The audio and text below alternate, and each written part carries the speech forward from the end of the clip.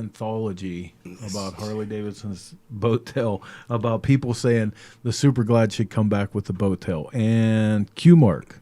Well, we were laughing earlier about, the Boat Tail was cool, it was unique in the whole 9 yards, but the only people that want the Boat Tail are the people that are going to buy it and sell it and make money off of it. How many people actually, in all reality, everyone, how many people have you actually wanted to go out and buy a Boat Tail bike, Well, and listen, only for the cool and collector unique. aspect, Right, I think. Right. and believe it or not, there are people out there that Yes. love the Boat Tail, but that's what I said. Here's the idea.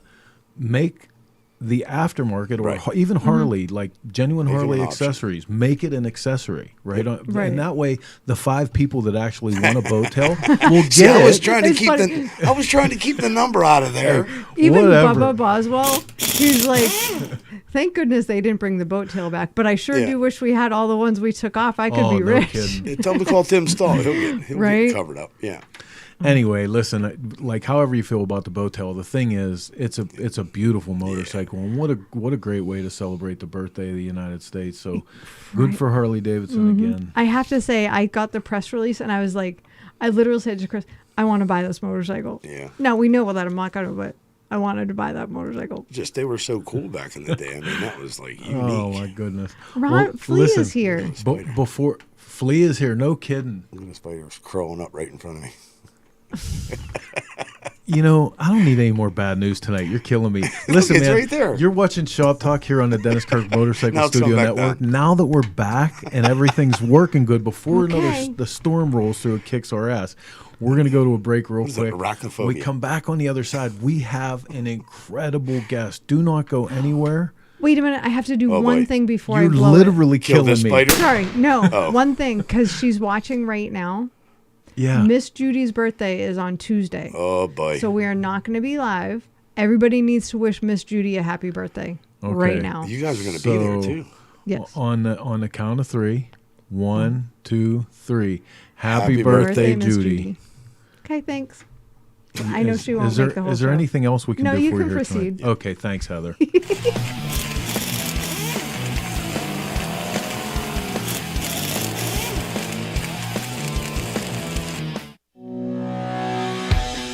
Out of Focus is brought to you by Garage Build.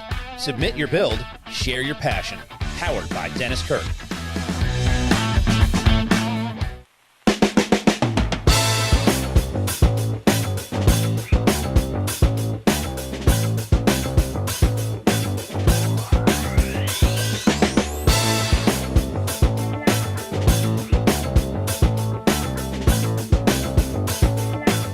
I'm Slim of Slim's Fab Farm. I'm from Yucaipa, California. Well, I wanted to build another bike and another trike, and I had this engine I built many years ago sitting on the shelf, half fly ahead, half over valve. And the reason why I built that engine is because everyone told me that you only build mismatched cylinders with overhead valves because it just ain't gonna be done. So I just wanted to make that impossibility to some people impossible to them. So I did it with parts that really didn't matter. I used a 69 iron head bottom end that had a destroyed transmission case, which I cut off. And I used a 52K model front cylinder and flathead because the 53 or 54 and later is the one that's the horsepower one that everybody wants. So I was sure to use the one that was less used and wastable to people. Once I built this engine, I built it wrong. So I went back and did it right years later, which is now, and I needed a nice engine to stand to put it in that was rideable, and that's the trike. I try not to look at too much or take too much influence other than stuff that really moves me. So the stuff that really moves me is drag racing's past and gutter style stuff that doesn't matter to people. Never really had a large bank account to do things with great stuff. So it's pushed me in the direction of making stuff that ain't so great, great. And that's what makes me want to do stuff like that. And I like taking care of my family with it. And I love the reactions we get from people because they know that I do this with very light work equipment. I don't have a lot of equipment. I work with what I have. And it's not a big shop. It's like Backyard America shop, which it absolutely is. My roof leaks. My yard looks like junk. But we turn out nice equipment with nothing. I do lost wax casting. Well, since I was in high school and jewelry class, that kind of got me hooked on it. it just gave me another avenue to do stuff. So yeah, I'm messing with water-cooled old V-twins now that I'm building for my next big project. Right now, I'm just working on the mill, and I don't know what kind of engine stand I'm going to build for it yet. Purposeful to me on this build, it was very important to me to get a low center of gravity. I wanted a low center of gravity, and with the low center of gravity comes the look that I wanted. I like to see a gleaming call-shout transmission at the back of my piece of equipment, whether I have to run a longer primary chain or whatever I have to do to make that happen. I wanted to see the engine. I wanted it to look very, I wanted the engine to look vulgar in a cartoon way. I want it to look tough. I want it to look like it's gonna hurt somebody, whether it is or not. I like doing the crazy rake. I like hiding a lot of components that mean making it look like a simple machine, but there's actually a lot of technicality built into it. I definitely am nuts about cartoons and drag cartoons, so I like making that come to life. I want to see somebody come up and go, that ain't possible, that ain't rideable, because it just motivates me to build stuff that looks that way and is completely usable. People usually follow me on my Instagram, which is Slim's Fab. I don't have a Facebook presence because somebody has taken my name on Facebook, so I don't use that outlet. But yeah, it's all word of mouth and treating people good and doing what you say you're gonna do. That's what keeps me alive. My phone number hasn't changed in 28 years, and it never will because I don't hide from people. I'm Slim's Fab from Slim's Fab Farm in Yucaipa, California, and you're watching Cycle Source TV.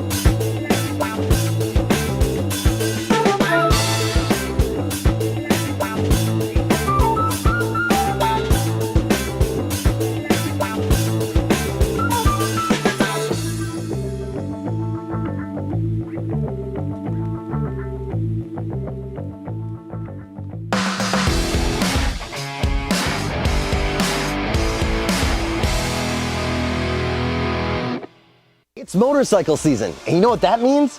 You're gonna need a lot of parts. Thankfully, Dennis Kirk has everything to get your motorcycle on the road fast. We have oil and filters, and every possible fluid you can think of for your machines. We've got loads and loads of tires for motorcycles, ATVs, UTVs, and dirt bikes. A ton of great chain and belt options. Air filters for all kinds of machines. The largest variety of engine rebuild and gasket kits you'll find anywhere. And a whole lot more. Place your order before 8 p.m. Central and we'll get it out the door the same day. Place your order for $89 or more, and shipping, it's on us. So, get your order placed and get some garage time on the calendar. We've got work to do before the fun begins. Ride more, wait less. Dennis Kirk.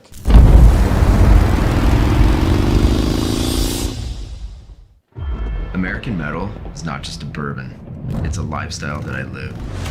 From the way I build custom bikes and cars, there are no compromises, no excuses, no reason to hold back.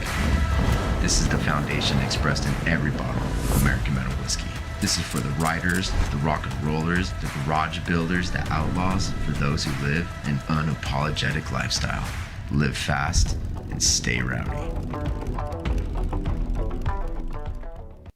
This is Rick from RKB and you're watching Shop Talk. Cycle Source Magazine is coming back to Laconia. We're excited to announce we will be set up at Madame's Bardello for the week and holding two great events. First, the legendary Cycle Source Rodeo Games. That's right, slow race, barrel roll, ring toss, weenie bite, and the balloon toss. We're giving out a $100 prize for each game and a championship belt for the winner. Join us June 19th from 1 till 4 p.m. at Madame's Bardello.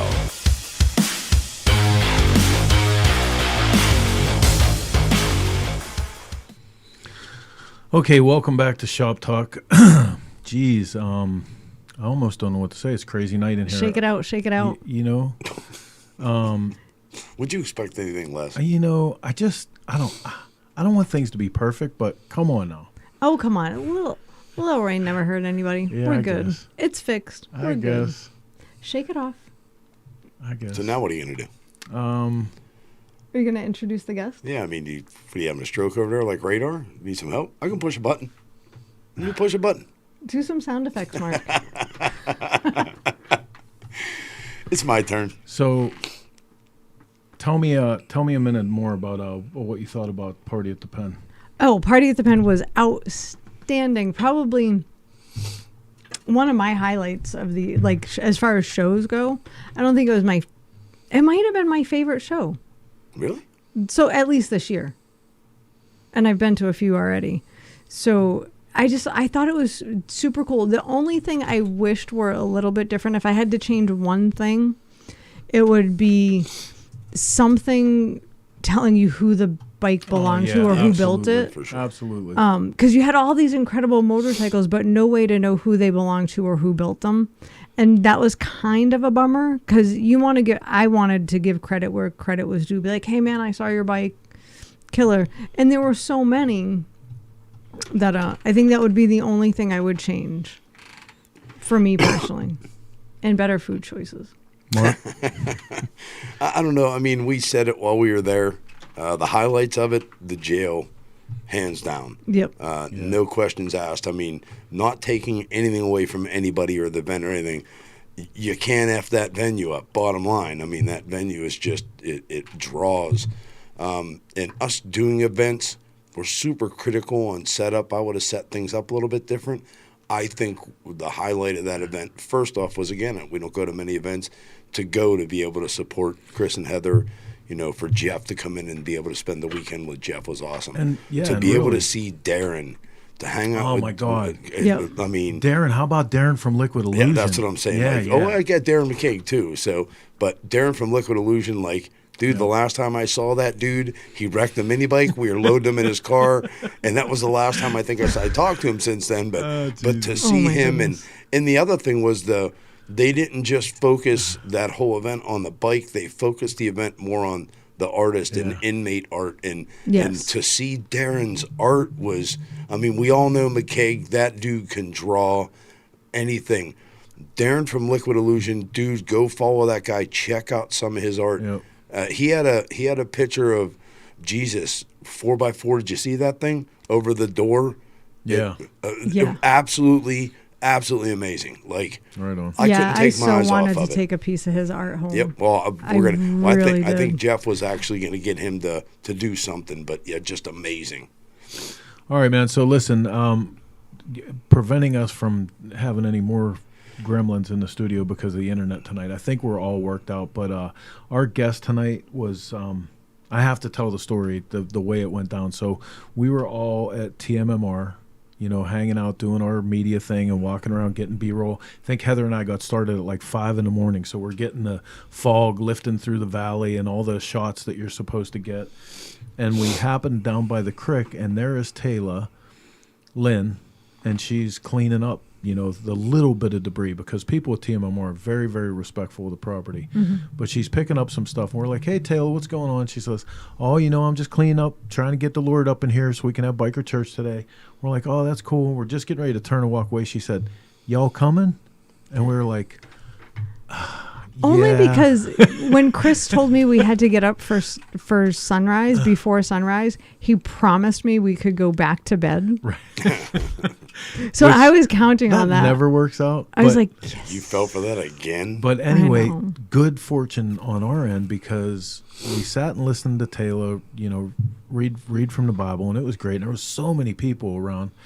But then she introduced our guest tonight, Padre Sequoia, and man, it was one of those surprise kicks in the gut that you get very rarely in life. And that's all I'm going to say about it. We're going to get him on here right now and introduce you to Padre Sequoia.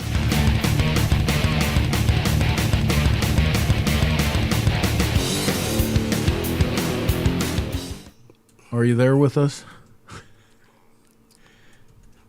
I am indeed. I am Yeah. indeed. Thank you so much. I apologize. We had a couple little gremlins there, but I think we got everything chased out. No worries. No worries. You know, you're doing the Lord's work. You gotta, you face a bunch of mess. You know what I mean? There's things are gonna just get in your way, and you got to press through. Figure out how to do that, right? Well, you know, a man once told me one of the best pieces of advice that I got in my lifetime. It was that the devil doesn't have to beat you; he just has to distract you. Yep. And man, that's the thing right there. Yeah. So, I don't even know where to start, man. I mean, first of all, you know, your list of accomplishments. You're a rider. You're a national advisor in the Remnant Sons. Your full-time job is actually at a pretty successful church, a pretty decent church that Heather took me to the website, and it's a beautiful, beautiful church that you work in. Where do we start? Do we want to start with the motorcycle thing? Like, where did you come into motorcycling? Because that was interesting to me, how you got exposed to motorcycling. Yeah, man. That's First of all, I'm grateful to be here. Just let me go ahead and say that. I was the product of my parents. They decided to get divorced when I was young, and my dad would come by and pick me up on his bike. And that's kind of how I fell in love with motorcycling. He would pick me up on his weekends, and at first he'd sit me in front of him, and then I got to sit behind him on the back. And I was born in Detroit, but I grew up in Nashville. And in Nashville, I think you had to be 13 or something to get a type of permit to ride a motorcycle. And so I somehow found my way into the Honda dealership. And I had laid out on my bed all these adverts for motorcycles that I could ride. I think it had to be like a 125 or something. And so that's how I started. And I haven't looked back. It's awesome, man, because, many, many times over my 29-year engagement with Cycle Source magazine, I constantly refer to the fact that I grew up really rough. I mean, like, I had a really rough childhood, and it was when I finally met some rough and tumble motorcycle people. Most of it at the time were Vietnam veterans, but they taught me things that literally, like, motorcycling saved my life because of the men that I met inside of that community. Yeah. It does change. My dad is a Vietnam vet as well, and I'm sure that had something to do with it. He took me places, and I saw things that. I don't know, man. How do I say this? There are things I saw that I wish I didn't see, but I'm glad that I did.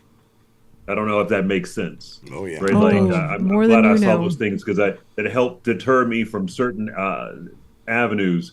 Other things I didn't see, I was like, let me taste that and see how bad that really is.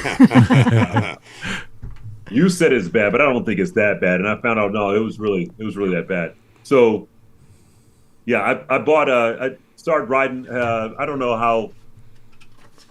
Oh yeah, first time my first bike as an adult was a Honda Shadow, and I was hanging out at this tattoo shop, and I did security for them, and they decided to have a session in the back, and I came out of the clouded room and hopped on my bike, and started riding, and I realized that I'd forgotten how to shift gears. And so I'm going down, I'm in Memphis at the time. I'm going down the highway in second gear at about 60 miles an hour, and the engine's just winding up. Anyway, so I learned hard way. So I learned some things. Anyway, there you go.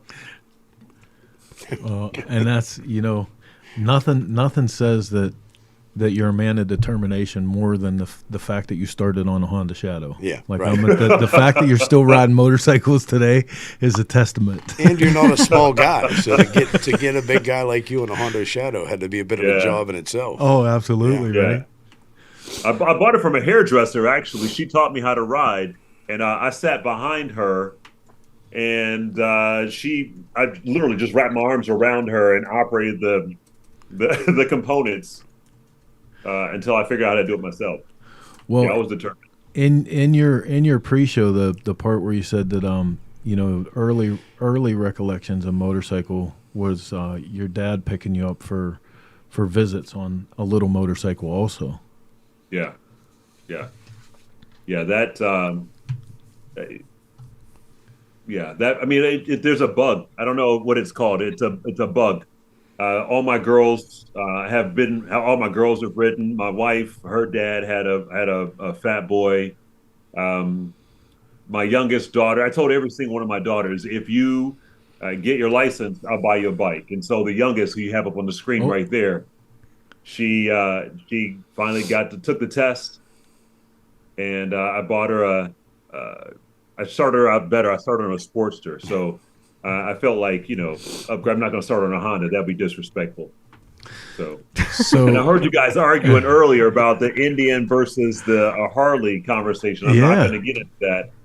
but I ride Harleys. That's all. and listen, I mean, I Good will, call. I'll ride anything that somebody lets me Right. ride. Yeah, no, but that's fair. I'm through and through a Harley Davidson guy. But some of the stuff that's going on right now, like I understand, there's been fierce competition between those two brands for as long as there's been those two brands. But it just seems like now is a time where we need more cooperation. Yeah. Than we need to have competition. Segregation. Yeah. No, I completely agree with you. I give a couple of guys have Indians in the club, and I bust their chops. But at the end of the day, 2 wheels is 2 wheels. Yep. Yes, sir. Absolutely. So up in the comment box here, one of my very good brothers, Xavier Muriel, has made a comment because the other day I was on the phone with him. And for those of you that don't know, Xavier was the drummer of Buck Cherry for like forever and a day. Builds motorcycles now, beautiful motorcycles. But we were talking about you on the phone the other day, and I told him, I was like, dude, I said, you have to see this week's show. I said, because this cat, and I went and I told him the story about how we found our way to hearing your sermon. And then I told him what happened. I said, we're there trying to do media. So, Heather's on one side and I'm on the other, and we're both filming. Got our cameras. Had our cameras going. And all of a sudden, like, the camera just dropped down, and man, this is the kind of speaker this cat is. He was speaking to me. I'm positive of it. The words that he was telling me were things I needed to hear. And I told Xavier about this. I said, man, if you ever get the opportunity to hear this man speak, you have to hear him. And he's coming next year to TMMR just specifically to make sure he gets an opportunity to hear you speak. Wow. Man, I'm honored. Honestly, I'm honored. I want to take full credit for it, but that would be wrong, man. That's God. That really is. I realize that whatever gifts I have are from Him, and so He gets the glory for it. He gets the honor for it. I'm not gonna like, oh, look at me. I did. Yeah, nah. It doesn't work that way. Not long term. Well, and I'll tell you what too. Like, to begin with, anybody who's never seen this gentleman, he is an imposing figure. Like, how tall are you actually? He's yeah, I did it. 6'7". Oh, I was close. I guess 6'5". I was kind of close. But I mean, not to make light of your intellect and your words and what's in your heart and everything else. I mean, but also, like, when you walk out of the crowd, it's like you demand a little bit of attention to begin with, and then from there, man, the way, like, what was your actual, how did you come up in the work of the church to learn to speak this way? Yeah, no, that's a great question. I was a knucklehead, I was a knucklehead, but like, to be honest, I stuttered when I was a kid, and I was telling this story at a sermon several years back when we lived in Pennsylvania, and my daughters were in the church, and my wife was there, and I was telling the same story that I went to a speech therapist when I was a kid, and I grew up in a house where I wasn't allowed to use foul language. I wasn't allowed to even say stupid or dumb. I couldn't say shut up. So all my conversation happened outside of the house. But I was telling them this sermon that when I get nervous, I still stutter. And I said something else, and I said I was trying to say it shouldn't be that way. And what I said was, shit shouldn't be that way. And, here I am in the church. But I grew up with my father was MP during Vietnam. My stepdad, retired Lieutenant Colonel, Air Force. So I grew up with a heavy hand and ran as fast as I could away from any kind of telling me what to do. And so I'm gonna try to do it the hard way. Bang my head against the wall for years, and I watched people around me die over and over again. And or die, they get arrested, they disappear, missing persons list, posters in post offices, and I had 5 different people from 5 different Christian backgrounds interrupt me while I was managing a health food store. I used to be Herb with the herb. So I had to have jobs that I had child support that I had to pay. So I had to have a job that paid the child support. And then I was a bouncer on the weekends, and I did other freelance work. But I had people come in and up me. I had a Church of Christ person come in and say, I don't know why I'm telling you this, but Herb, you're going the wrong way. I had Seventh-day Adventists come in and say the same thing. A Baptist come in. I don't know why I'm telling you this, but Herb, you're going the wrong way. And the last one was a woman who was a Catholic nun, or she was in the process of becoming a nun. And she came and said the same thing. Herb, I don't know, I'm telling you this, but you're going the wrong way. And I remember distinctly hanging out with each one of those people and going, okay, well, I'm not going to be ignorant enough to think that I know everything. Let me hang out with you and see what it is you have to say. And I started hearing about God from people who actually had enough courage to say something to me. And like you said, I'm 6'7", head to toe tattoos. I don't look like I don't look like an approachable person. So for them to come up and start having this conversation with me, I was like, you had enough balls to say something. Let me come talk to you. Yeah. So I remember at some point, maybe 3 months down the line, I'm driving, and at the time I had a 71 Volkswagen Bug Super Beetle. The seat was taken out, and I had to have it adjusted so I could fit in it, whatever. And I'm driving, and I said, it's a weird moment, but I said, God, if you want me, I'm yours. I just don't want to be a cookie cutter Christian who goes to church wearing a 3-piece suit, carrying a desktop Bible. I wanted to be real. I want to see what you see. And right as I said that, I looked to my left, and it was like the wall of this apartment complex disappeared, and I could see people in the apartment, and I freaked out. And I said, all right, that's too much. I just want to see what you want me to see. And I went home, and I went back to my apartment.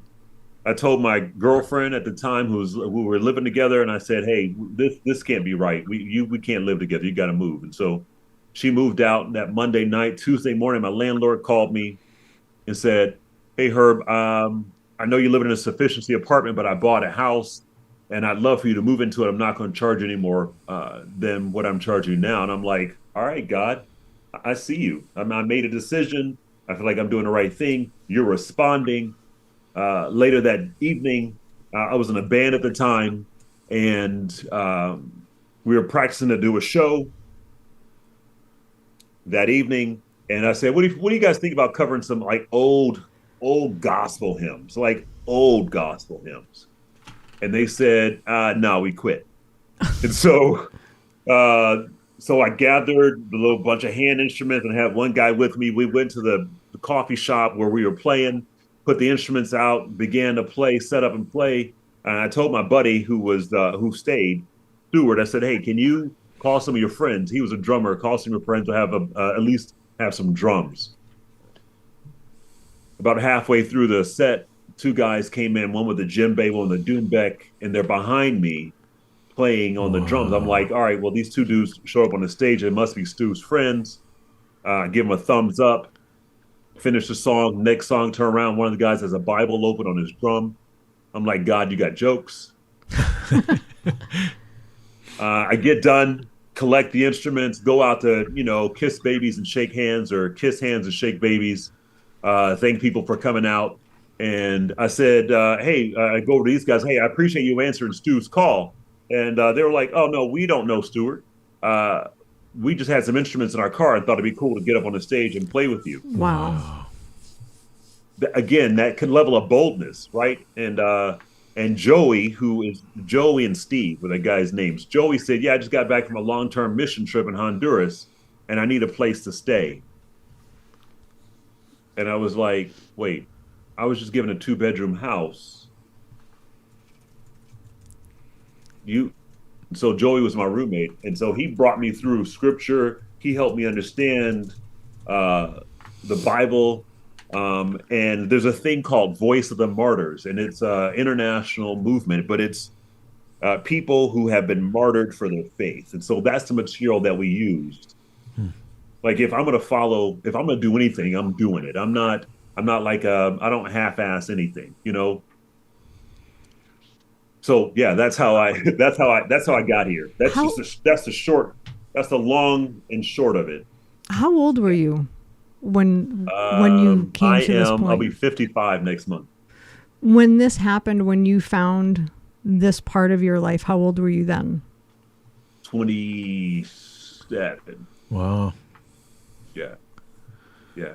You know, and that's like I kind of expected some of your story.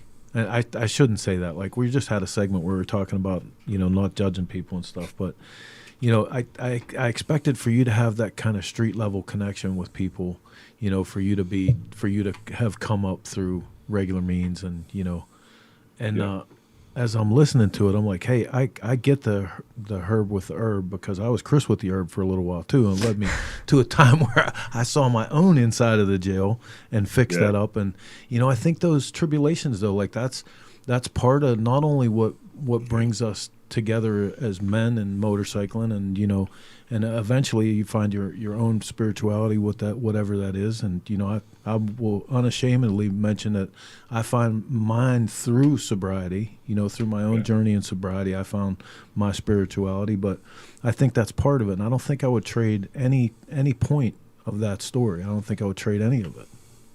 Yeah, same.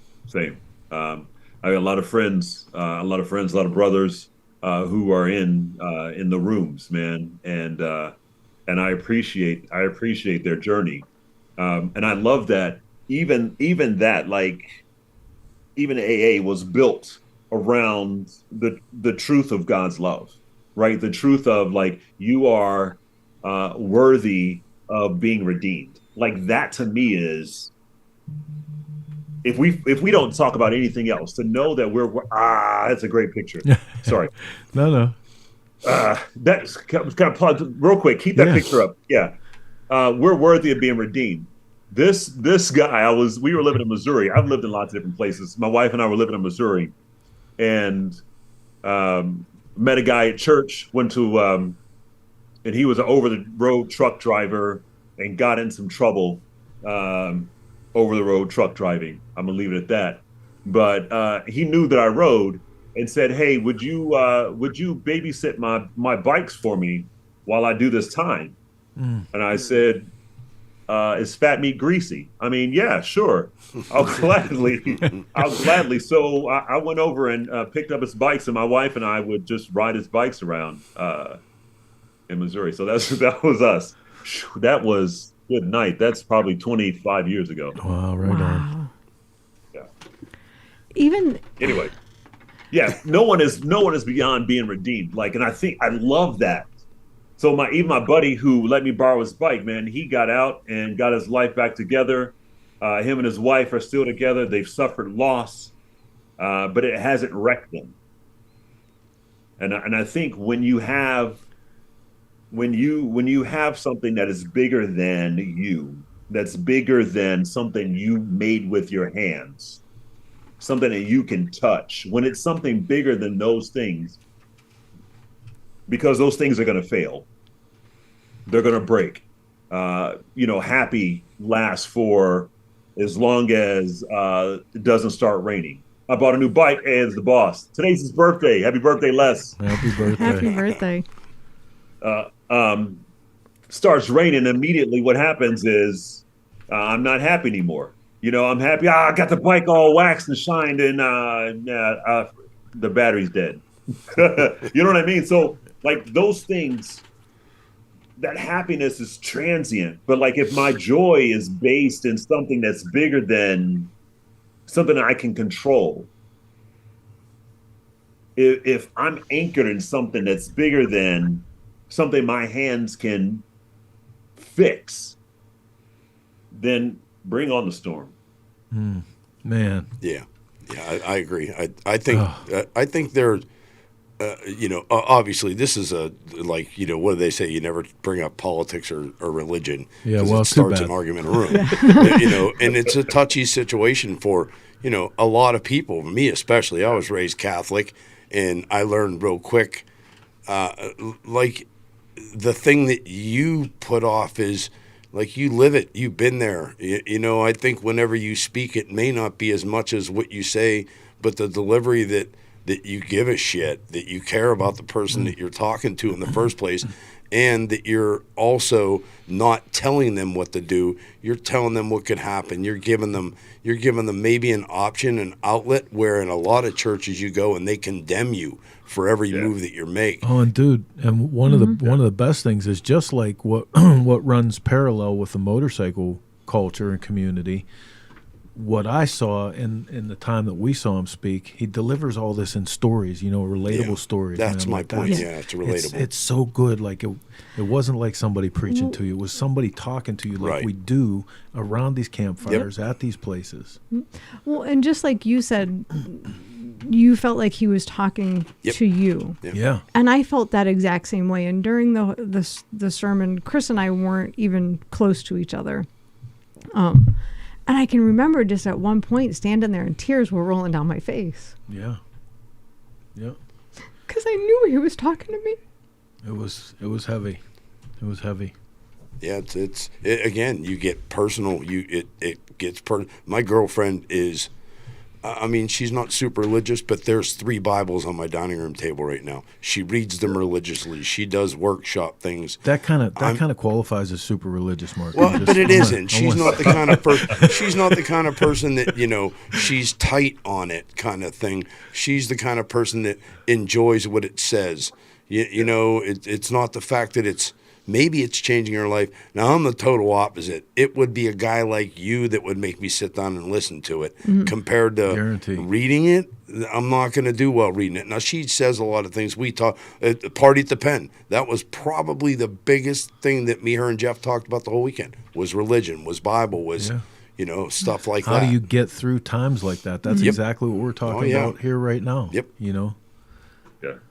Man, one of you've had a picture of the work that I've done with Church Army, which is started in the 1800s in England. But that working with them was kind of formational for me, because I spent time in jails. We go in on Sunday evenings, and what I love about people who are real is I can cut through the BS. You know what I mean? We don't have to. It doesn't have to be pretty. You don't have to prove anything to anybody. Let's go. I mean, it's like going to the gym, right? You go to the gym and you work out. You can talk a good game, but if you can't move the weight, you can't move the weight. Right. Yep. and that's great. Oh, you ride? That's great. Get on a bike. Let's go. Oh, you really can't ride. Oh, I see. Okay, cool. All right. Well, at least we know. Well, go somewhere. Yeah, small talk. And so, like, I appreciate that, man. Like, my wife and I have been able to work with folks who've experienced homelessness, who've been homeless. My wife mentored women who've gotten out of prison, who are in recovery. Our oldest daughter we adopted. She came to us. We were running a coffee shop in outside of Pittsburgh. And she came to us from a recovery house. And my wife started mentoring her, and she went from being somebody that she mentored to being somebody that spent time with us and with our family, to one holiday, we're like, hey, what do you want for Christmas? And she said, I want to be a Bailey. And I was like, wait, you're 30 years old. What do you mean you want to be a Bailey? And I didn't know you could adopt adults, but she had been in foster care most of her life, and then had been doing it her own way for years, trying to figure out how to navigate life. And that's just kind of how we've raised our family, is just to be real. We don't have time.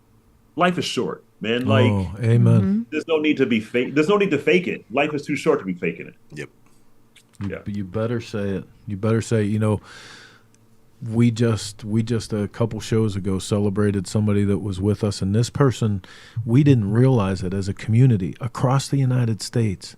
We didn't realize this person was our cornerstone until he was gone.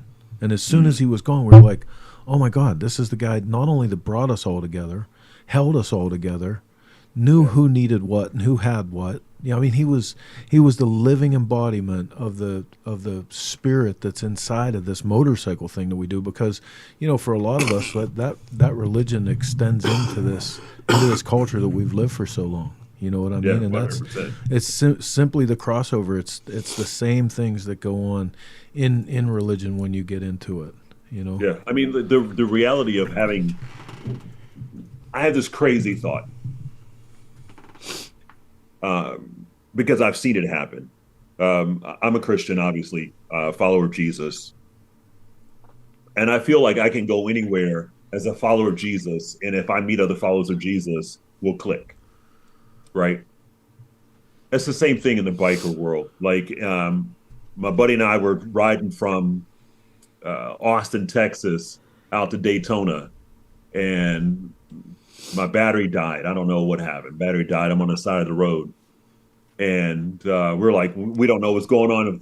I'm doing 90. I go from 90 to 0, pull off on the side of the road. I'm wearing my cut. Guy pulls up behind me and says, hey, and he's in a truck. He's like, hey, I just got off work. I'm with so-and-so club. And do you need help? I'm like, yeah, man, we got to figure out what's going on. He calls his president. His president shows up with a trailer, puts our bike in the trailer, drives us to the Harley dealership, sits with us, brings us lunch. Right? Like, that's just a different that's a different world. We don't see that in most circles. We just don't see it. Right. We just don't see it. Right. And so it works. Well, that's the thing I tell people about all the time. What is motorcycling, and even I try to, my own way. Like I try to preach that part of this too. Is that there's more than the stuff that you buy, the things that you wear, the things you bolt onto the motorcycle, and it happens once you expose yourself and you become vulnerable. And the reason I'm choosing these words even to say that is exactly how you find your way into the light. Yeah, it's there is. I was talking. We had a meeting earlier with my guys here down there in Florida, and maybe it's a little crass. I don't know, but there are 3 things in this life that you're vulnerable with, right? And I was describing my perfect day. As I get up, I pray, do my devotion, ride my bike to the gym, come home, make love to my wife, right? Like. Being in the gym, praying, riding a motorcycle, like those things, that's when we're most vulnerable. That's when I'm least guarded. Yeah. And I'm most open to change. I'm most open to what God might be doing in my life, right? You're out, balls to the wall, handlebar to handlebar, going down the highway at 85, 80 miles. What's the speed limit? All matters where you are. 55. So whatever the speed limit is, going that speed. In Florida, they just made a law. Sorry, caveat for a sec. They just made a law. They will arrest you for going over 100 miles an hour. Yeah. Oh. Yep. That's an arrestable offense in Florida. Yeah. That's not fair. Hey, that might not be fair, but that's a ticket I don't have yet. Yeah. Oh well. Don't even. Something to work towards. Always gotta have. You don't have that one. Always gotta have goals. But we have a guy. There's a guy in our club who. There's a guy in my chapter that likes to go faster than seems humanly possible. Anyway, but when you're riding like that, handlebar to handlebar, you're trusting the person beside you. Oh yeah, most definitely. Right. Implicitly. And there's a weird dynamic because you're trusting the people on the road too. Like there is a written expectation that you're in this lane, that you're going to use your blinker, which is why we get pissed off when they don't use their blinker, because there's an expectation that's set. There's an expectation for people who follow Jesus, right? And people get upset when people don't follow. There's an expectation. Why aren't you following the expectation? And subsequently, motorcyclists get the bad name because you have jag-offs, to use a Pittsburgh term. Amen. Listen to that. I know. I want to know. That's our language. Where from Pittsburgh did you live? Yeah. We got to know. I lived in Quip, Aliquippa. No kidding. Yeah, no wow. shit. Yeah. I was there for 9 years. Yeah, we have good friends. So that's where we are. We're in Pittsburgh. Okay. Oh, Yeah. Okay. Well, now we're gonna have to connect when I get back up there. My kids still live up there, 2 of them. Oh, see still in Aliquippa? We were just there. Jeff, the guy that we were party at Penn with, he lived up on the hill. We used to call it, he had the castle of Aliquippa, the house he lived at. So we took a tour to show him his house. He just doesn't recognize we're from Pittsburgh because we always clean up our talk so people don't know that we're from here. I'm not from here. I just live here. And real quick, to go back to that 100 mile an hour, the last time I left Florida in the dually with a trailer, I was doing over 100 miles an hour. Oh, yeah. Oh, so man. That's how we leave Florida. Yeah, just get me the hell out of here. Yeah, right. It's crazy because going from Pittsburgh to living in Florida, man, like I rode more in Pittsburgh than I ride here. And it's weird because I have better weather here, but I think because I have better weather here, it's not I gotta get on. The sun, I gotta get on. It's over 30. I gotta get on, Now I'm like, all right, I guess I'll ride. It's more fun here, I gotta say. The roads are better. Yeah, and if you lived in Pittsburgh a long time, number one, the weather doesn't matter to you. You'll get on that bike and ride any time of the year. Yep. And we were just having a conversation. Me and Chris talk about this all the time. We have friends come in from out of state. This is going years back. I really don't ride that much anymore because of my vision. But they'd come here and we'd ride long choppers, no front brakes, and they're like, "Oh, you guys can't ride." And then we help pick all of these people up off the ground because their roads, they have no turns. Their roads are straight shots. And if you can ride in Pittsburgh, if you can ride in this belt right here, you can ride. That's because we're hillbillies. Oh yeah. Don't let them fool you. So what came first for you, becoming a priest or Remnant Sons? And how did those two worlds mix? Did it Remnant really? Sons for sure. I graduated, when I graduated college, one of my agreements with my wife was I worked so she could finish her degree, and then she worked so I could finish my degree. And one of the agreements was that when I graduated that I could get another bike. Because I sold the last couple. One was for a lawyer to clear up some stuff, and one was to pay for college for her. And so I graduated, got a bike, and I'm the mindset, and it's, maybe not everybody's this way, but I feel like anything that I have is because God allowed me to have it. So how do I honor God with whatever I have? And so my mindset was, if I get this bike, how do I honor God with this bike? And I really felt the impression that I probably should ride with some other people, and maybe there's a club out there that I can ride with. And moved to Pittsburgh. Well, moved at Quip, and ran into one of my coworkers. Actually, one of my employees at the coffee shop went to a church, a biker church, and she said, "Oh, you got to meet my pastor." Blah blah blah. Met the pastor, clicked with him, and he invited me to the Remnant Sons has a vision meeting every year in January, and invited me to the vision meeting. And I heard Primal preach, and I hung out with those guys, and I was like, "Oh no, this is where I need to be." And so I prospected for probably 8 months, 9 months, and then got patched in. There was a hang around, prospected, patched in. We're for real MC anyway. But I've only been a priest for 4 years. Oh, no kidding. So I've been in the Remnant Son for 13 years. Yeah. So can you give everybody a little description, like Remnant Sons, where the name comes from, what that's about? Yeah. Good question. Remnant Sons. Our bottom rocker is Holy City. We don't claim any territory except for the territory that is to come. That's heaven. Remnant Sons. Scripture says there will be a remnant that is left. When everyone fades away, there'll be people who stick to it, who hold on, who don't give up, who don't turn away. And so that's the remnant Sons. Yeah, that's us in a nutshell.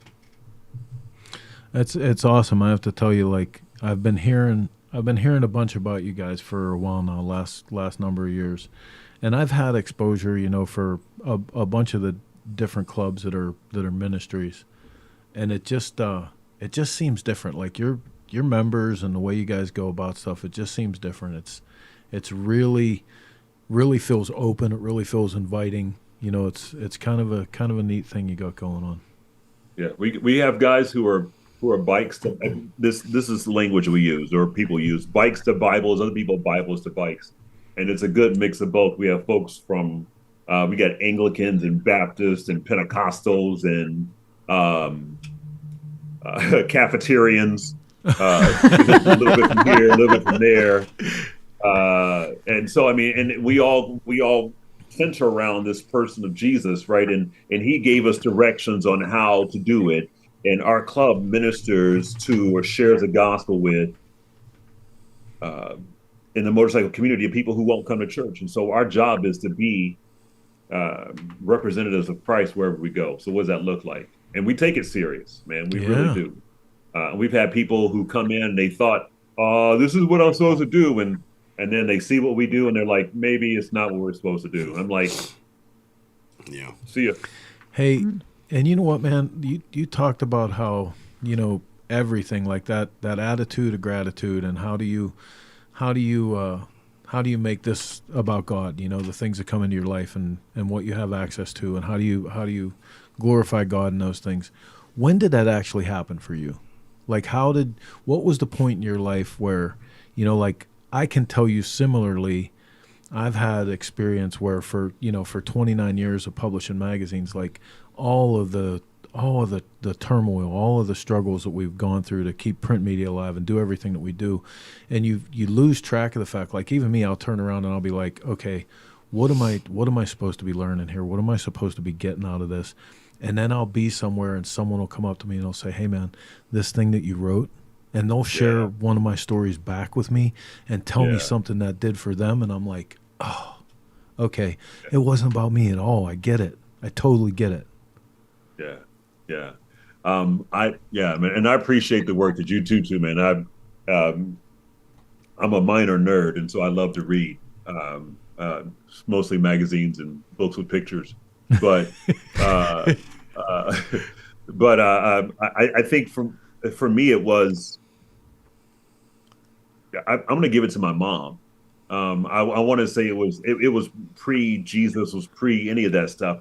It was my mom, and I watched my mom really show gratitude for life. I have a saying that has kind of caught on. I didn't come up with it, and other people have used it as well. But I talk about I get to, and not I have to, but I get to. This idea of, I know you talk about controversial stuff.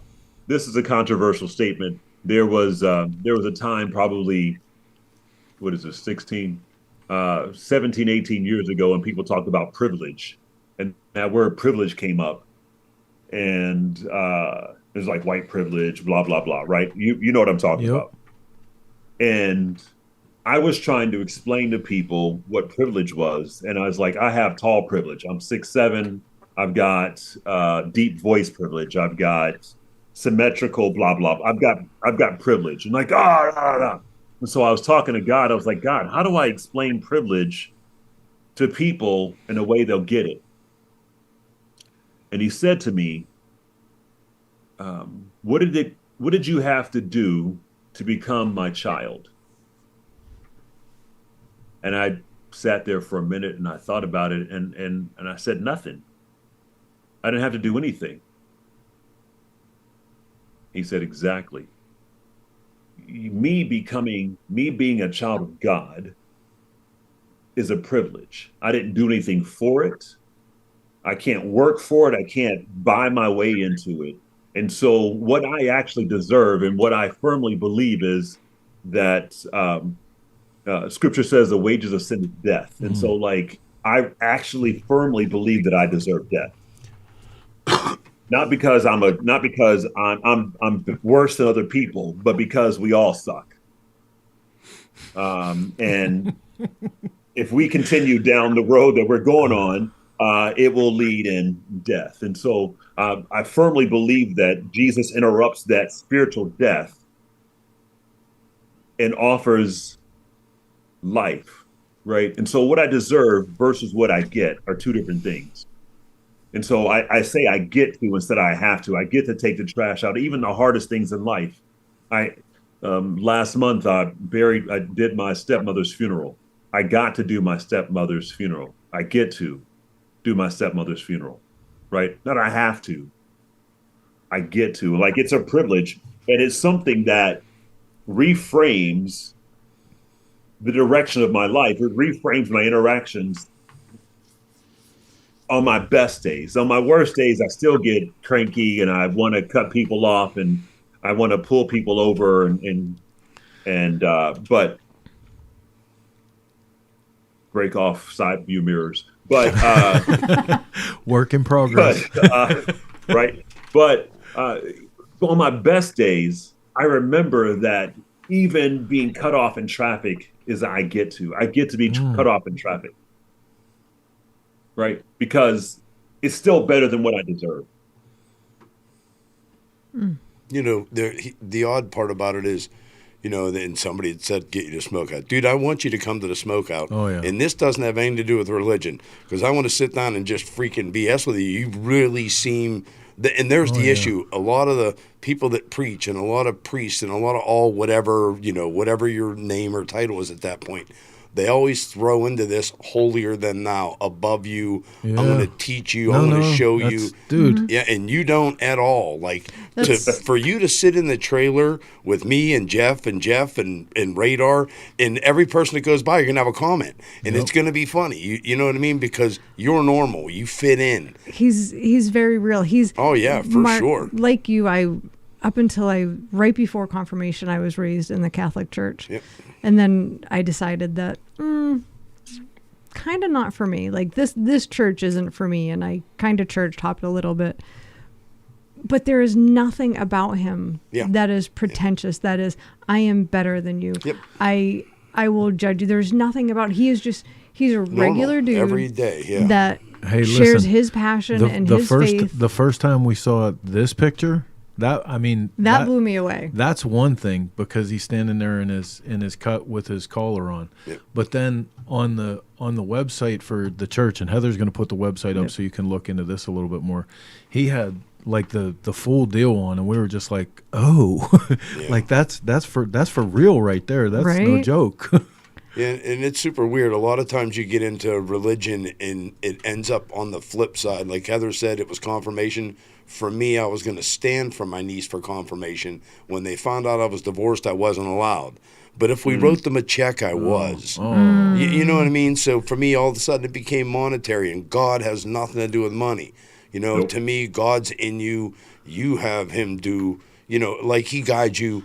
Hopefully you're smart enough to listen to him and follow him. I've never been one that had to go sit in a building to be around God, if that makes sense. God's with me all the time, and he taught me one thing. Anytime I was going to do something stupid, I said to myself, if I get busted or caught, what is my mother going to say? And let me tell you, I said that a lot in my life, and I've had a lot of good luck. So, Wow. You know, man, one of the things, like I was saying about listening to you speak, and what I love is just to go back for a second to what you just did right there. You will take something that's controversial, like you brought something up, and I'm not even going to say it here, but during your sermon at TMMR, you brought up something, and the whole crowd took a deep breath because they were like, oh man, he's not really going to go there right now. And you were talking about little white lies that we tell, you know, and everybody was afraid of where that was going. But you took that so masterfully. You took that and you worked into something that was so positive and so good that it immediately put everybody almost everybody. There was one woman that was still pretty afraid that you were going to go off the deep end in front of her children, but it was good. That's funny. It helps. It helps that I don't know, man. It helps. Just God, man. I don't know what else to. I don't know what else to say. It's just God, man. He actually loves. I believe he loves me. I don't know how else to say it. I wish there was like some magic pill or some kind of like, hold your foot this way and turn your mouth that way. Yeah. Wouldn't it be but nice?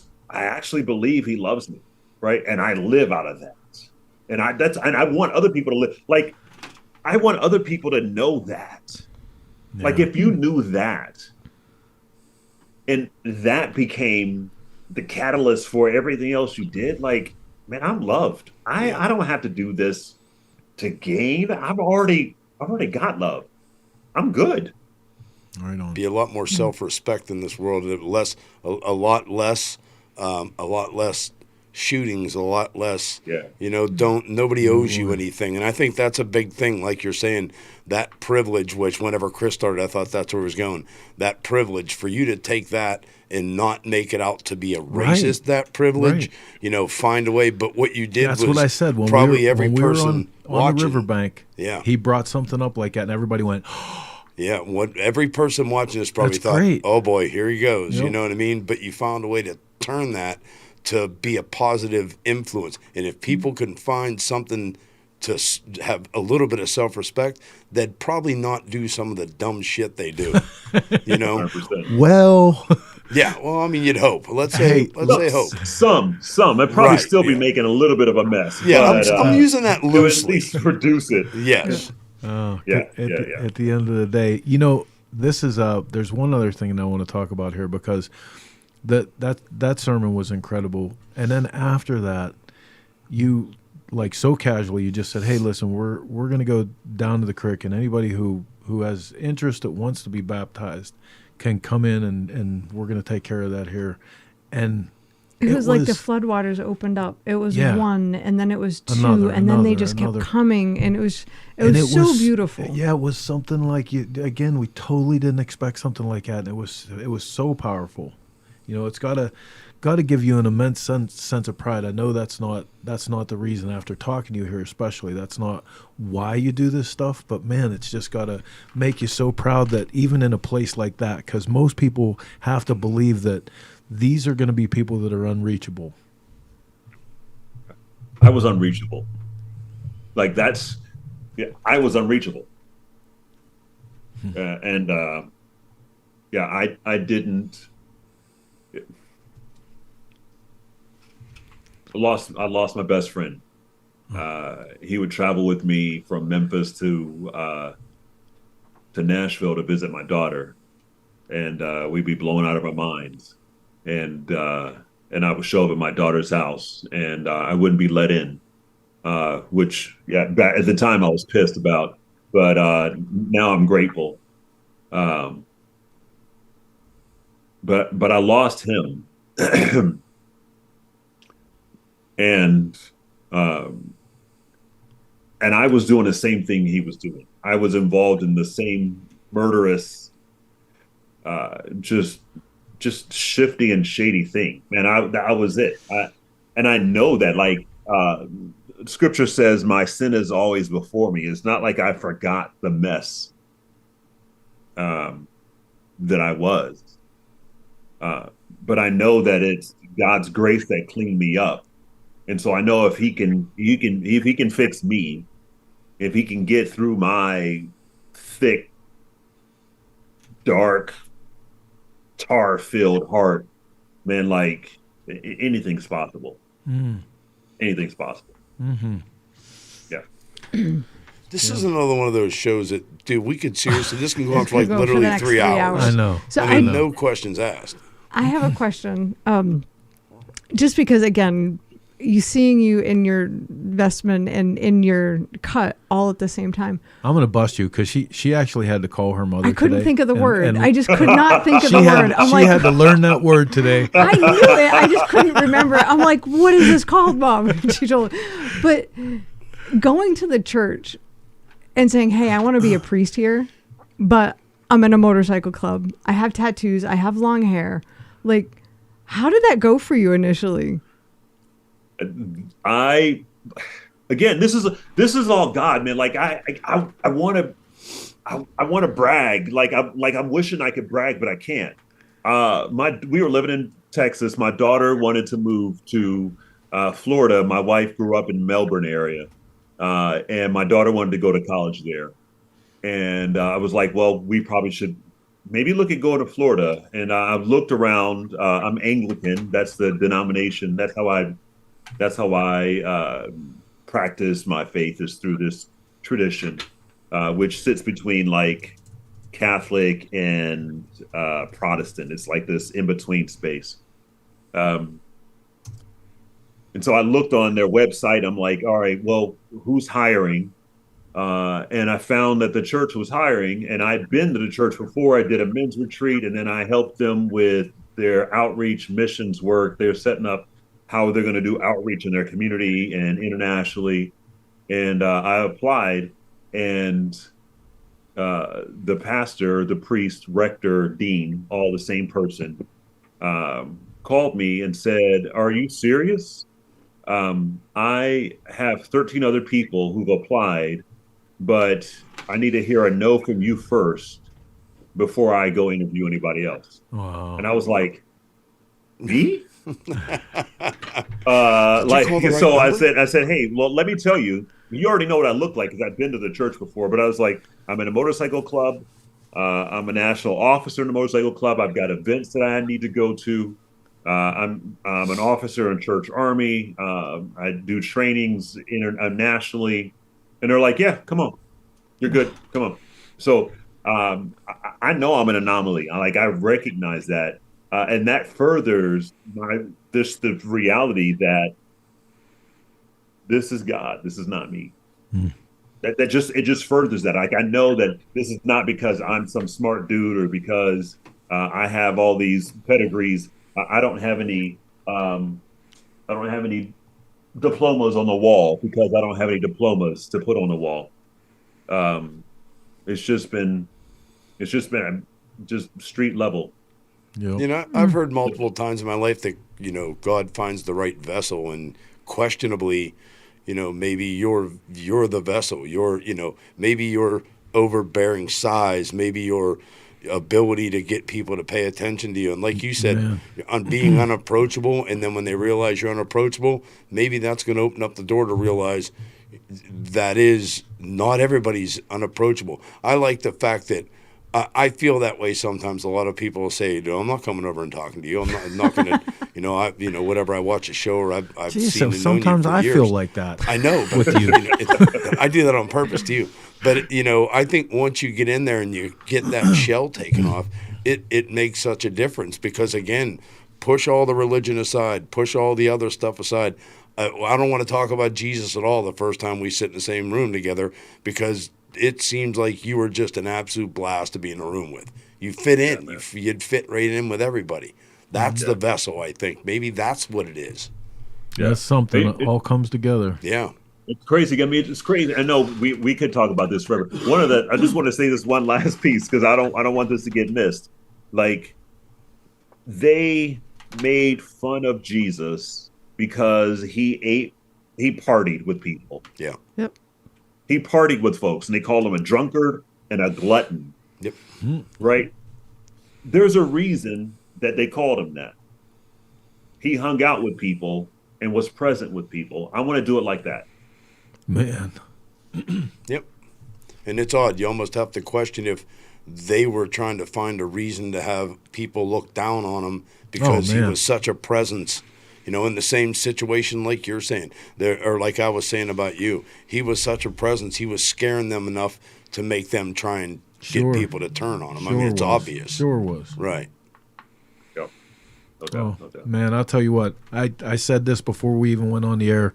We're so happy to have you here with us tonight, and this is this was great. I want to have you on again. Yeah. We definitely want to have you around the stuff that we're doing, but I appreciate the work that you're doing, and pass that along to everybody from your organization as well, both of them. Yeah, you got it, man. I appreciate you guys having me. I look forward to hanging out with you. Yeah, for sure. I know I mentioned this briefly in a text conversation, but I'm going to extend the invitation. again, to you and to your club, we would love to host you at the SmokeOut this September in Salisbury, North Carolina. We do. Let us know how we can make that happen. Yeah, since we started, we took over the SmokeOut 5 years ago. We started a thing where on Sunday morning, just for whoever is getting ready to pack up and leave, we have somebody come in and, you know, and read some scripture, and we do a pancake breakfast, and anybody wants to sit down and eat and hang out through it. But man, if we could work something out and have you there with us, we'd absolutely love it, and we'll take care of the whole group and whatever. Sounds good. Sounds good. I'll let the boss know. But for sure, we're going to pass along, you know, all your information so people can hook up and follow you. And any chance that I'm telling you right now, if you get a chance to hear this cat speak, if it's close to you, if you have to make a little bit of a trip, get on the motorcycle and go check it out, because it is worth the time. It's worth the time. He's gonna reach inside of your head. I'm telling you. Or he's going to make you laugh. I mean, how about both? That's the good part about him. I think it's both, but he's not going to make you feel crappy when you walk away from him. Yep. I'll tell you what, like I said, it's been a long time since I've been to church regularly, but if I was fortunate enough to have you in my church, I don't think I'd ever miss it. I'd never miss it. Every week. I'd be there every week. Absolutely. And you know, that's the weird part about it. I don't know if I'd be there every week, but I'd come hang out with you 3 nights a week. Yep. You know, that's like the odd thing, you know, and that's it. I mean, that's exactly the reply. Most priests would say, well, you got to come see me on Sunday. You know, for you to be like, oh, dude, that'd be super cool. You know, we're grilling out Sundays or Tuesday night, stop over, or I'm grilling out. You guys come to my house, kind of. Yeah, I think it would probably be both ways. Yeah, like that would be, You're right, Mark. to me on the other end. It wouldn't just be that Sunday sermon, because it's not just that time in church for me that God's there. God's there all the time. And I'm telling you what, like what I said about his group, like those guys, that whole crew. I mean, they're sounding off here on the side the whole time. Yep. You know, talking about what a great brother you are, a great man of God you are, and everything else too. But that's a really good group, man. You see them together. That's a family walking around. 100%. Right on, man. Well, I sure hope we exposed you to a lot of people out here in the audience today, because I think we can all benefit from a reminder, you know, that we get to go through this life. We get to meet each other. We get to experience these things with each other. That's a good reminder. And we were fortunate enough at TMMR we got to hear you speak, and I just wanted to tell you thank you a little bit more than what we did walking away that day. Thank you. I appreciate you guys, man. I look forward to what God would have for us. Just know that you guys are blessed, man. Like this is a blessing for me, and I know that there's going to be fruit from this. And also, this is my selfish plug. If there's anybody who builds bikes and would like to build one, I'm 6'7". That's all I'm saying. Like. I'm always adjusting my seats and trying to find the one that fits well. We build choppers. We ought to get together. We'll build you some How do you feel about a cool 70s chopper? Hey, if I can fit on it, that's it, man. That is the thing. We need to get together, because me and Chris will sit down and build you that chopper. We'll just make a frame that fits you. That's all. We got you. Yeah. I love it. That's the easy part. Getting us in the same room's the hard part. We need to get in that same room first. Then we can handle the bike. The bike's easy. Yeah. Deal. We'll make it happen. Right on. Hey, well, listen, man, thank you again so much. And we're going to put your stuff up and see you down the road somewhere. All right. Peace, thank y'all. you so much. To you. All right, man. Hey, you're watching Shop Talk here in the Dennis Kirk Motorcycle Studio Network. We're going to take a look at a cool new product. When we come back on the other side, we got events. We got to pull a ticket. We're pulling 2 names tonight. I'm getting choked up. Oh, boy. We're pulling 2 names tonight for the giveaway bike for SmokeOut. Don't go anywhere. You're watching Shop Talk. Killer show tonight. Thank you guys for being here. Check it out. I'm Heather Cowan, and this is a product spotlight that you're going to be thankful for.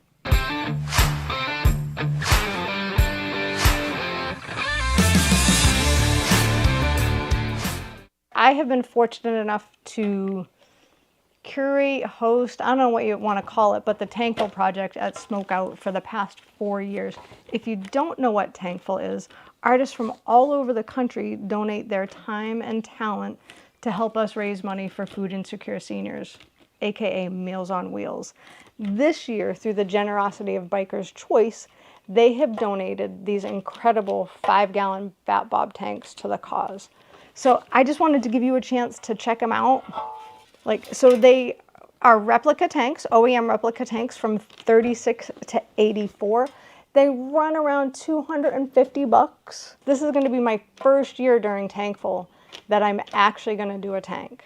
So I am going to take these two things and hopefully make them into something cool. All the other artists have complete discretion with their tanks. I know some people are going to be covering them in leather, some people are going to be engraving them, some people are going to be painting them.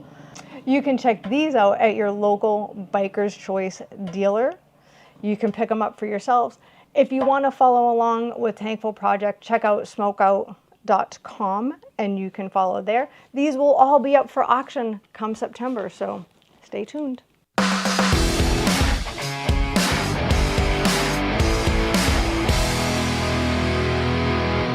Okay, SmokeOut. Time to pull number 6. Okay, SmokeOut. It's time to pull number 6. And 7. For SmokeOut's motorcycle giveaway. We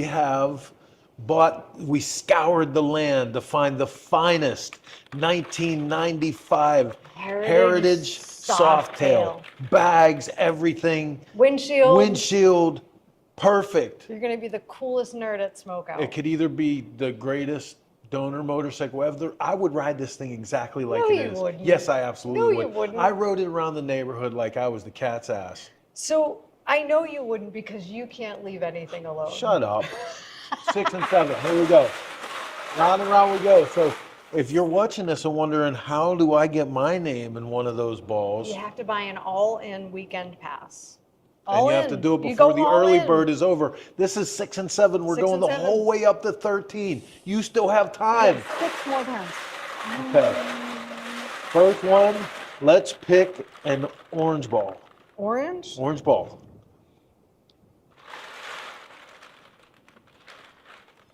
This is Okay. it. Somebody's got a lucky orange ball. If your balls were orange, would that be lucky?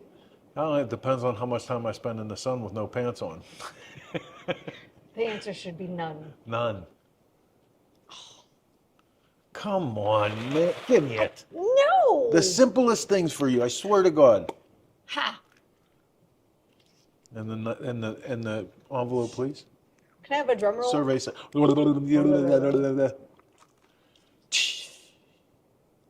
David Roberts. David Roberts. David Roberts. Number 6. You're going to get a key. You may or may not go home with a Heritage Softail. Okay. Ready? Number 7. Wait, you want to come over here and you can turn it? No, nobody needs to see You don't this. want to turn it? Okay. I'm going to turn it. Number 7. Let's pick Stop. a blue ball. I heard blue balls Blue- really suck. Come on, pick Oh, one. I get to pick? Okay, we go put this away. Okay. Oh, do I get to open this one too? Yeah, come on. You can pronounce names better than me. I can read. Ready? Yep. Sarah Layfield. Sarah Layfield. I think is this Sarah- our first woman? I think it is. Might be our first Sarah, woman. I hope you win. So that's number 6 and 7. We're up to 7. There is 6 more. You have 6 more. You have a chance to get in on this. So here's how it's going to work.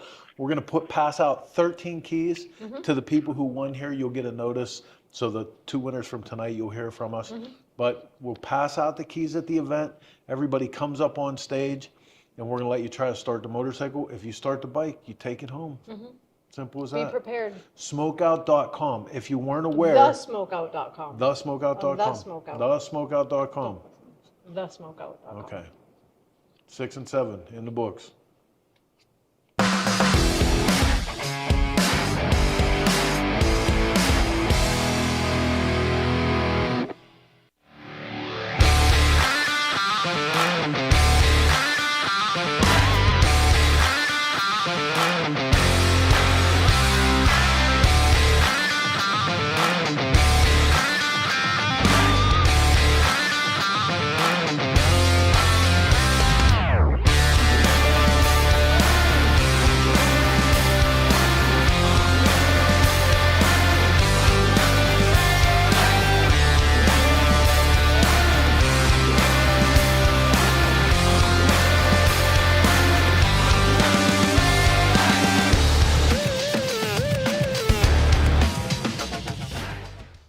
riding takes you from A to B or just lets you escape, there's a flow to the road you share. So go with it. Eyes open, and always have the Law Tigers by your side. If you've been injured in a motorcycle accident, visit us at lawtigers.com. Law Tigers, America's motorcycle lawyers.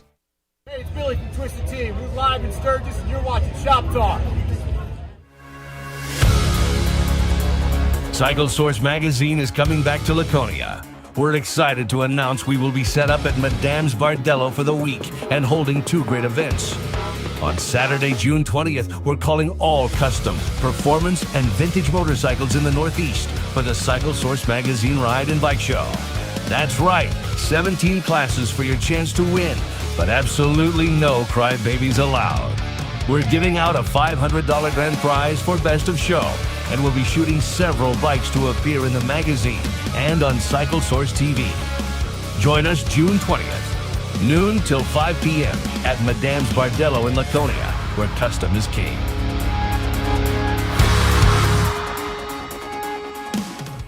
We hope you're enjoying this episode of Shop Talk.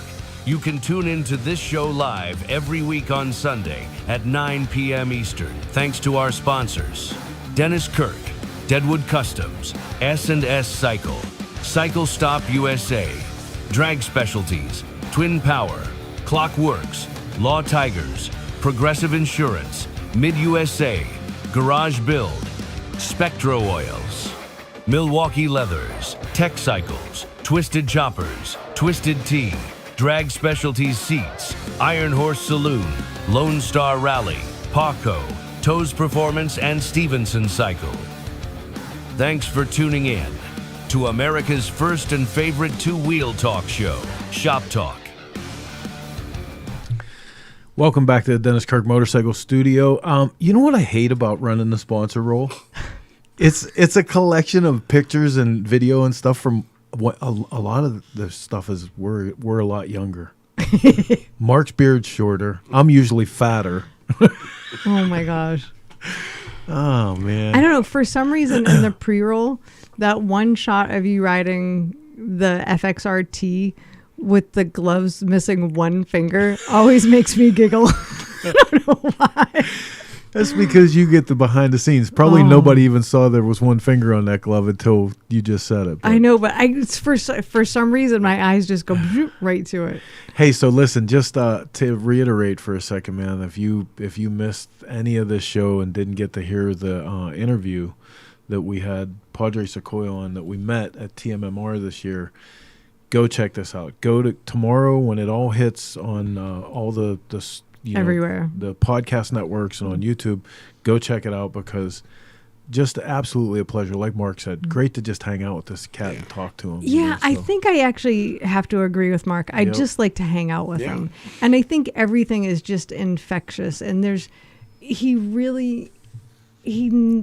nailed it on the head. He's been given such an incredible gift. Yep. Everything else will fall into place. And you know me, Mark. I don't talk to strangers, but I walked right up to him after, like, a few hours later in the day, and I was like, "Thank you so much." And I just couldn't help it. And there I mean, I'm 5'4", so I'm looking way up. Yeah. Another thing about we back to Party at the Pen that never came up. Oh. Not to bring it back further, no, but please. Danger Dan brought his son. Mm-hmm. Yeah, how cool was that? And Pat Patterson brought Truck. Yep. And those two, dude, they were doing burnouts. They did burnouts on every person's bike in the parking lot of the hotel. The next generation. Yeah, and that was the one thing, I feel bad, that was the one thing that Padre Sequoia wanted to talk about. Yeah. He wanted to talk about the next generation. And like, man, there it was right before. Can we have him on again? We have to. Let me get to my point on Pat and Danger Dan's kids. Go ahead, please. They are so freaking polite. Yes. There's no way those two had anything to do with raising those damn kids. I'm telling you. Well, I don't know. Danger Dan brought his son over to meet me. And I was going to say the exact same thing you did, Mark. That young man has the most impeccable manners of a child his age I think I have ever encountered. Super smart and, trucks the same way. I mean, just amazing. Those two kids. I didn't get to meet Truck. You didn't get to meet Truck? No, I never saw. I saw Pat when he was like. I saw him. And you know, across the field. watching that kid grow up through the years. Oh, and then, yeah. like the other day, Pat put a video up of him riding one of the lead sled choppers, and I was just like, how cool for Pat. And I said it was cool just for all of us. Yeah, though, I you just know? said I remember it was like 5 days ago that Jen and Pat brought him home, and I was working at Lead Sled then. I was living at the house with them, and it was like so cool. They brought him home, and it was like there was a baby in the house. Everybody knows the feeling of having a new baby, and like just to watch that kid grow up, and him and Landis. I mean, all Pat and Jen's kids are just great kids. And that was one, in the pre-show we do a questionnaire and stuff, and one of the things that Sequoia said is his life goals are, getting his grandsons into motorcycling and building bikes with them. And that's all you can hope for, man, is that you have the kind of impact on the next generation. Down, that they say, hey, wow, this thing that Dad did or this thing that Grandpa did, that was right on. Look what he was showing me. Wow. Right. So, hey, speaking of showing you some stuff, I'm not sure if you check this out, but over at CycleSource.com, we have a pretty cool blog that goes on all the time. But while you're there, you can actually subscribe to our newsletter. It's a pretty neat thing that goes out. You can subscribe to the magazine, you can subscribe to the newsletter, you can subscribe to CycleSource TV, but every couple weeks we send out a newsletter that lets you know everything that we have going on, the places that we're going, the things that we're doing. We just put one out, and that runs in succession. It will be out on Tuesday, so watch your mailboxes on Tuesday. But it's running with a new issue of the magazine that just came out. Oh, look at this. Yeah, buddy. Oh, Dana, Metalwood Garage, are you still here? If you're still watching, Dana, check this out. I don't know if you've gotten your copies yet. That's money right there. Right? Look at that. I hope Dana is here. That's cool. So She's yeah, so man, talented. It's crazy. All this stuff, all the running around, and every once in a while we put it down on some pages that Mark never reads. I don't even know what the hell that. I thought they forgot they did the magazine. I didn't even know it still existed. 320 times. So stupid. 320. Magazines, motorcycles are stupid. Whatever. It's that time of the show. And listen, there I am. Sequoia tells us that he grew up in a household that he wasn't even allowed to say shut up. And the first thing I say to you in the video is shut up. I'm like, I'm a dirty bastard. Yeah, and then you guys talking about blue balls and stuff. What the hell's going on over here? Yeah, what do you guys do whenever nobody's around? I don't know, but right now let's do the events. Ooh. Shop Talk is brought to you by It's not brought to you by Cyclefish. That, When What's are you going gonna on? fix that seriously needs to go away. Jesus. It's terrible. No. Okay. Oh, Motoblot, June 19th through 21st. Motoblot.com. Pretty cool mods rockers type event. Yep. We dug it. We'd go back. Just don't let me book the house. Oh my goodness.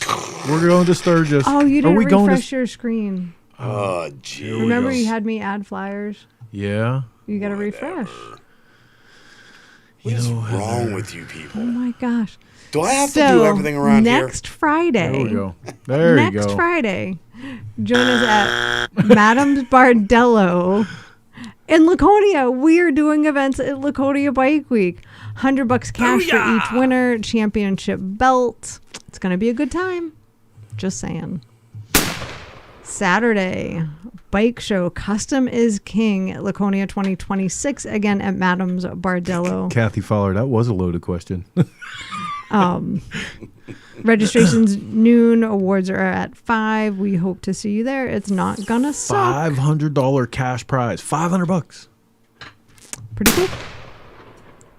Wow. Is it just all about us? No, What are I'm we sorry. doing I was here? reading the comments. Couldn't help it. 20th annual custom bike show in Sturgis. I don't even know how to 20 process years. 20 years you've been showing. $5,000 You're so best of old. show prize. Shut up. Plus, I shouldn't say that. we See, have- I said it again. Dude, your mouth. I know. We have so much cool stuff going on for this show. You are not going to want to miss it. I guarantee it. I know one of these that you forgot to put up, and I'm going to wait to see if you did or not. Go ahead. I probably didn't. Go ahead, please. AMCA Motorcycle Day, Monday, Vintage Day at the Iron Horse Saloon. If you come with your AMCA card, we will give you lunch. Old Time yeah. Field Games. It's a super rad day. Also that day is the Old School Chopper Show. You did put it up. How do you forget about Poppy? I thought she was going to let Poppy down. No. I did. I got you, Poppy. Son of a biscuit eater. Monday. So what you can either start at the vintage show and then go to the Old School Chopper Show, or vice versa. But both shows are 1,000,000% worth attending. Poppy's is a little better. What the hell? Stop saying.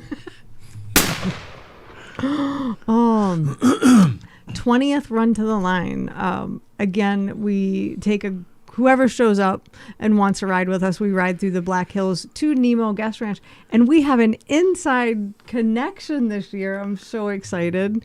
I'm going to call them early and tell them to stock up on the ice cream bars.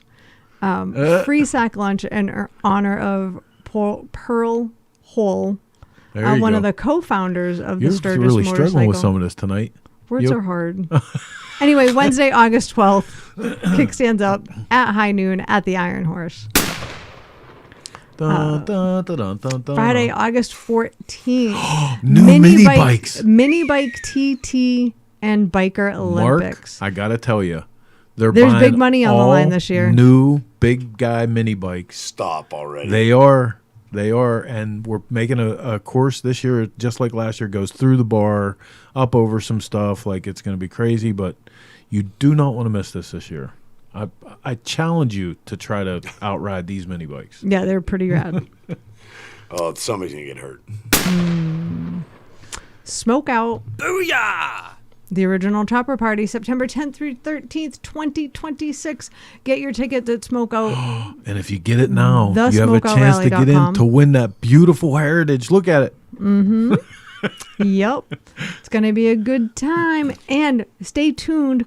We may have a few big announcements dropping this week. We do have some announcements. And you said you wouldn't do anything to that bike. You'd ride that bike from your house to my house and would cut it in 11 pieces. Who are you kidding? Exactly. Thank you for having my back, Mark. But that would be 2 times that I'd ride new vintage motorcycle racing event, September 26th in Erie, Pennsylvania, the Motordrome. That is hosted by the fine folks from Competition Distributing and the Motorcycle Trans Am. Chris is racing again. Yes. Just saying, it's going to be back on the 1916. Super looking forward to that. So Heather, what do people do? I guess I need to re-up your life insurance. If they have, yeah, you should. If they have you need Mark as a witness. If they have events, what should people do? They should email it to me at cyclesourcemain@gmail.com. Oh, right on. Email it. Well, listen, we always say that this is 90 to 120 minutes of all the two-wheel bullshit we can fit. And tonight we are fastly approaching the full 120 minutes. So worth it. I felt like we could have had Sequoia on for the next 3 hours. I have to apologize to him, too, because we didn't get to some of the stuff. But well, I'll give you his number. You can talk to him tomorrow. And that lets us bring him back on. And, you know, and it was a great conversation. I invite you guys to follow him because you will not waste your time listening to this cat talk. Hey, listen, but before you waste any more time listening to me talk, this week, do something. Do it with your friends. Do it with your motorcycle. Pay attention to that attitude of gratitude. Mm-hmm. Start saying, we're going to use those words. I'm using them every day from now on. Every time you say shut up to me, it's going to cost you $1. So give me $100 right now. Hey, listen, I get to give you that $1. That's fine. That's I'll do that. Okay. I'll do that. I'm your guy, man. I like that. I get to. Right on. Well, listen, until next week, we'll come back, try to scoop together another 90 to 120 minutes of all this two-wheel bullshit. But you be nice to people in your life. Be nice to your motorcycle. Kindness is free. Yep. Do something worthwhile. And next week, we'll be back. Same chopper time. Same chopper channel. Do something good with your life, Felicia. There we go. We're out.